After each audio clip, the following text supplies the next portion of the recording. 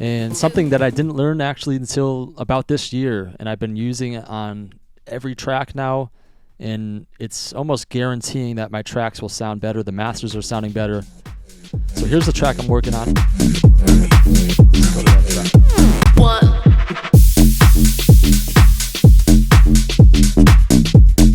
Now let's solo the sub.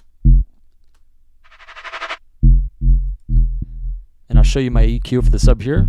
You can see I'm cutting low end here, and that's typically something you wouldn't think to do on your sub. And the mistake I made for so long, obviously you're taught probably to cut the high end of your sub, maybe as low as 150, 200, somewhere in that range.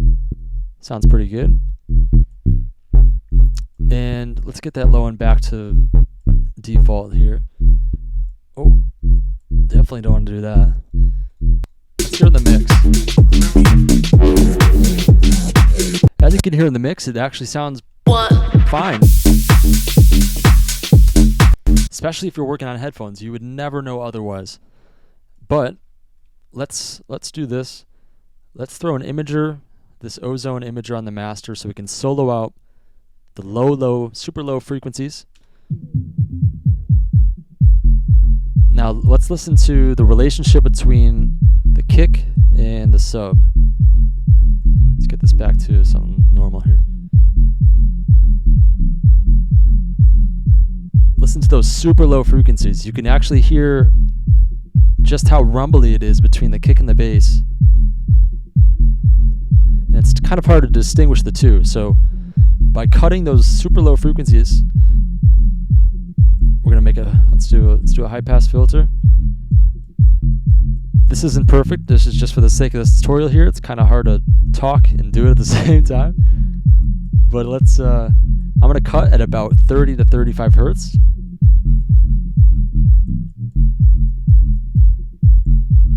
That sounds much better. Now listen to that low end and listen to the relationship between the kick and the bass.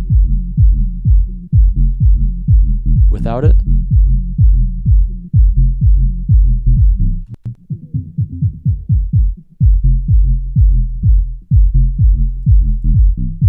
Oh my god, I mean, also when you're cutting those super low frequencies, you're freeing up that headroom, so now you have a little bit more warmth in the 100, 200 hertz area.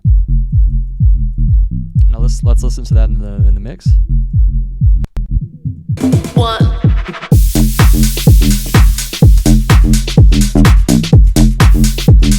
So without EQing this up.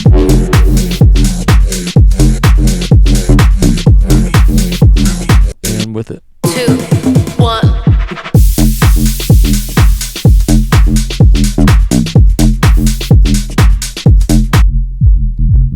So this is something I'll often do while I'm producing. I'll throw on this imager and check those super low frequencies. So super low.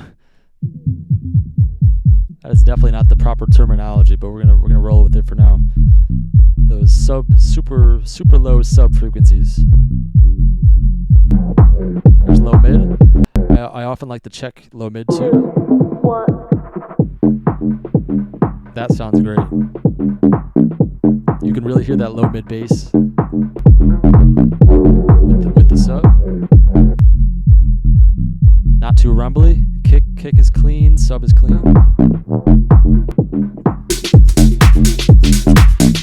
And that's it. I hope you guys enjoyed that tip, and I hope your low end is a whole lot better. If you enjoyed that tip, subscribe to the channel, and we'll see you next time.